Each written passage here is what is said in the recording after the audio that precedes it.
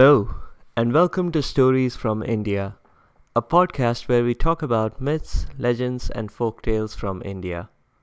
In case this is your first episode, let me quickly introduce myself. I am Narad Muni, and I am a mythological character myself. I have the gift of eternal life and knowledge of the past, the present, and the future. And I am a traveling musician and a storyteller by profession. I used to walk around with a veena for several millennia, but podcasting has made my job so much easier. This week, we'll continue with a couple of Akbar and Birbal stories. You'll see how, in the absence of magnifying glasses and a chemistry lab to test fingerprints and footprints, and extensive books on ash deposits, Sherlock Holmes could still have done a bang-up job by simply applying psychology. The character this week is a tree, the tree of life. It's magical, it can give you anything you wish for. And no, it's not an Ent from the Lord of the Rings movies, nor is it the hometree from the Avatar movie. Let's jump right in. If you haven't heard the last episode, here's some quick background. Akbar was the emperor of 16th century India. Like most rulers we have met in this podcast, he was a fair king. But unlike most of those kings, Akbar was eccentric. He appreciated intellect and wisdom, both of which were abundant in his court, but concentrated all in one person, Birbal.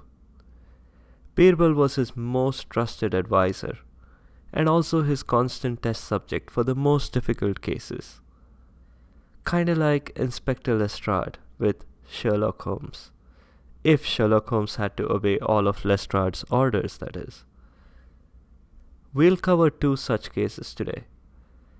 The first one was a prank. The orchestrator behind the crime was the emperor himself. Imagine if Lestrade had been Professor Moriarty all along. How would that have been? Well, Akbar wanted to test Birbal's powers of deduction. So one day, when Birbal was being a bit tardy, Akbar and the rest of the court decided to play a prank on him. Now, instead of squirting him with water from a fake flower, or zapping him when shaking his hand, they decided to take things up a notch. No, Birbal was an intellectually sound guy. A physical prank would be wasted on him. They decided to pretend a crime had been committed. The crown jewels were stolen. The emperor gave his ring to one of his courtiers to hide.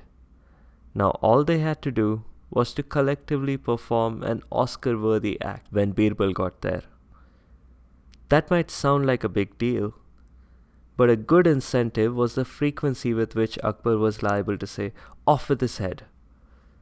He could have even given the Queen of Hearts from Alice in Wonderland a run for her money. I guess it comes of putting teenagers on the throne to rule over millions of people. Next thing you know, he might call for elections or something. Anyway, getting back to the story. When the poor unsuspecting Birbal arrived fully expecting to be told off for being late, he was quite surprised to see the level of agitation in the king. "Whoa, I know I'm late, but aren't you overreacting a bit?" he asked the emperor. "Birbal," shouted the emperor, "my ring has been stolen." "Are you sure you didn't just misplace it?" "No, I'm positive I was wearing it," said Akbar. "Did you drop it in your soup?" asked Birbal, as he saw servants clearing away dishes. Apparently the emperor and all the courtiers had just finished lunch. "No, I'm certain it was stolen," said Akbar. "Find my ring at once. It's been in my family for generations and I must have it back. If you don't, off with your head." A far cry from Lestrade politely asking Sherlock to help him out with the case. Birbal didn't have much to go on, but Akbar was clearly not going to answer any more questions. "All right, Your Majesty," said Birbal. He lit a small fire in a lamp even though it was daytime and fully bright. He started alternately whispering and listening to the fire. No one could make out what he was saying. Everyone was puzzled and tried to ask him questions, but he shushed them. Birbal was in a good position to see all the courtiers from where he was standing. He continued muttering into the fire and listening to it. A few minutes of this, and then finally he turned his gaze back to the courtiers and addressed Akbar. "I know how to identify the culprit, Your Majesty. I have just spoken to the spirits. They said the person who has your ring has a little twig stuck in their beard." As he said this, the man whom Akbar had given the ring actually got worried and stroked his beard, afraid that he did actually have a twig. He was the only one in the court to do so. "Aha," said Birbal, pointing to the guy, who meanwhile still had not been able to find any twig in his beard. Which should not surprise anyone because that had just been a ruse. Akbar had to admit everything, and they just hit the reset button on their relationship, and other stories followed along like normal. I don't know what Birbal had planned in case many courtiers had stroked their beards at the same time, but I'm sure Birbal would have come up with something else. A beard was a reasonable idea, given women weren't in court at all, and of the men present, everyone had a beard, except maybe Birbal and Akbar themselves. It wasn't that Gillette razors and shaving creams were in short supply, it was just the fashion of the day. Just like wigs in 17th century France. The fact that the entire court was able to keep their act together, and the fact that Birbal himself was able to convincingly act out his part of conversing with the fire, should confirm what we already knew. That every politician is a great actor. Specifically, that they can lie with a straight face. Our second story begins with a merchant who had come into Akbar's court to complain. Someone had stolen his gold necklace. Because we are talking about 16th century India, it was perfectly normal for merchants to show off their wealth by flaunting gold jewelry all the time. Except when taking a bath. And that's when the merchant's necklace was stolen. There were several people in the house. Secretaries and the doorman and the paperboy and the cook and the butler and the maid and many others. They each had had an opportunity to be alone with the necklace, at least briefly. And no one could be sure when exactly the necklace went missing. A lookout wasn't necessary for the thief. The merchant was known to sing loudly in the shower, like most of us do. There was no risk of being caught by him, at least. It was a wild enough idea to suppose one of them had committed the act that it was considered unreasonable to suppose that two of them did. And yes, the windows were closed, so this wasn't a thieving magpie or a cleverly trained monkey coming in through the window and stealing the necklace. Clearly, the thief was one of the servants. But they all denied it, and not one of them was a more likely culprit than the rest.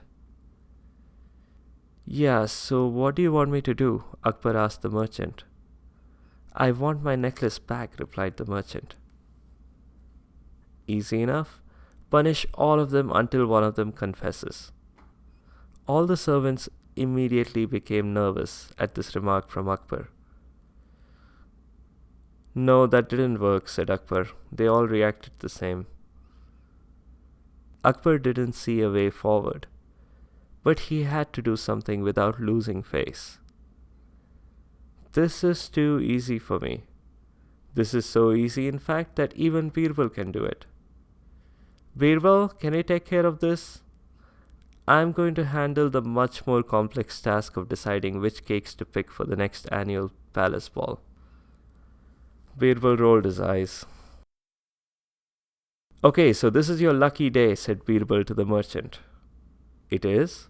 How? Why? Are you going to try to convince me that I'm better off without my necklace?" "Don't you dare," said the merchant. "Not at all," said Birbal calmly. By lucky day, I mean only today I learnt a new kind of magic.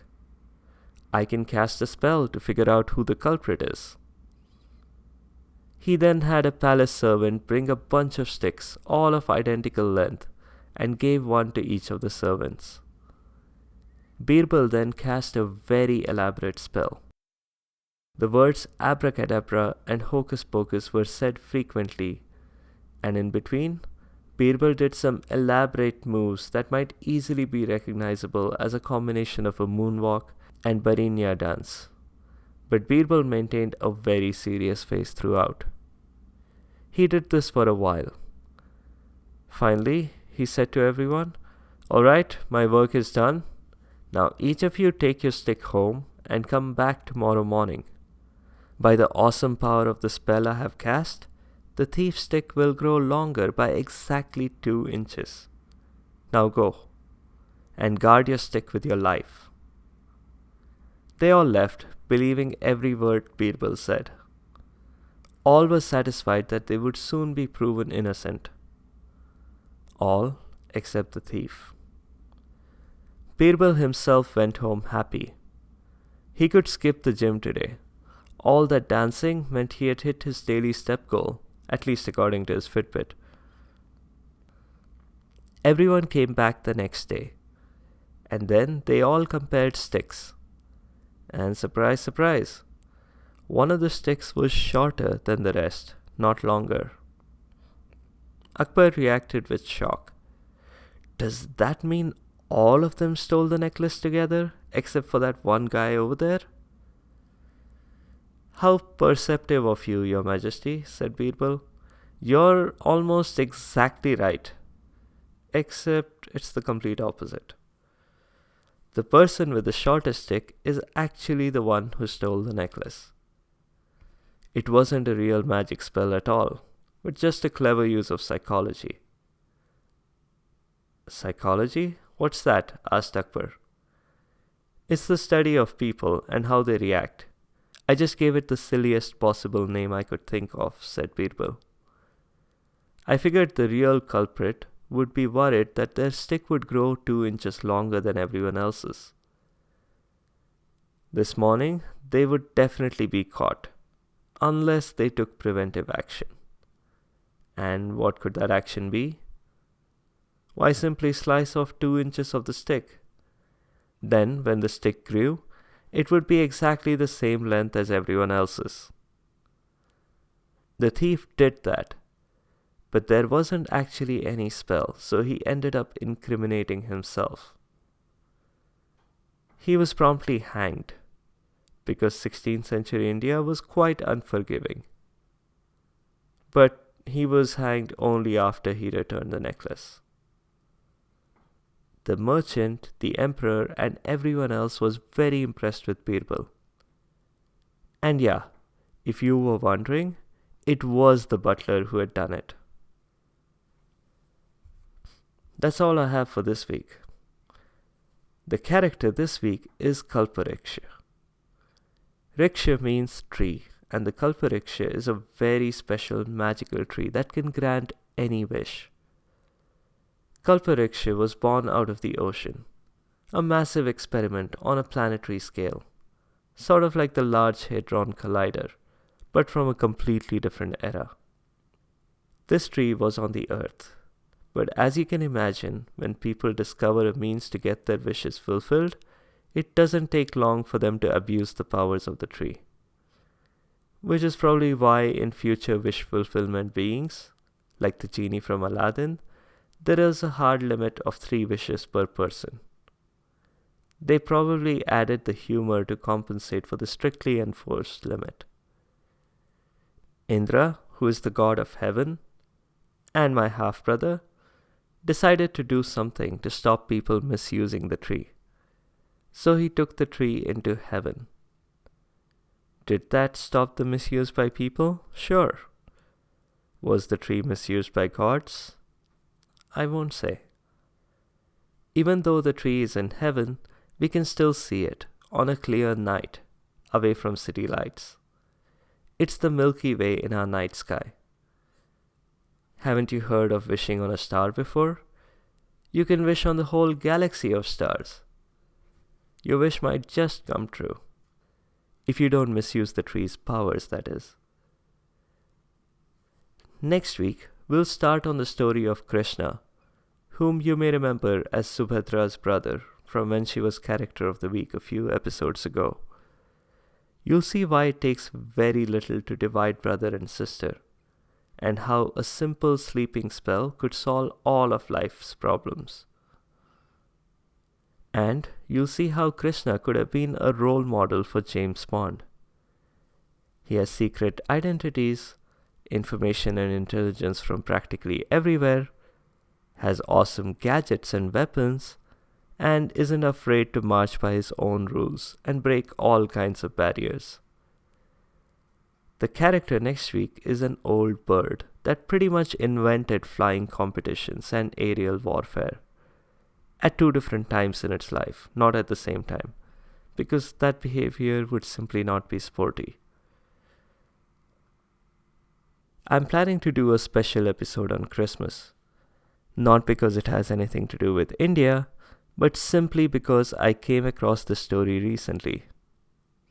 A folktale about an old man with a white beard who gives out very generous gifts. Though the resemblance ends right there, I just couldn't resist thinking of the gentleman at the North Pole. Since I'm several thousands of years old, my memory may not be perfect at times. If you see any errors in my podcast, please point them out to me. You can leave a comment or a review on the site sfipodcast.com, or you can tweet at sfipodcast, or you can find me on Facebook or Instagram. The music is from purpleplanet.com. That's purple-planet.com.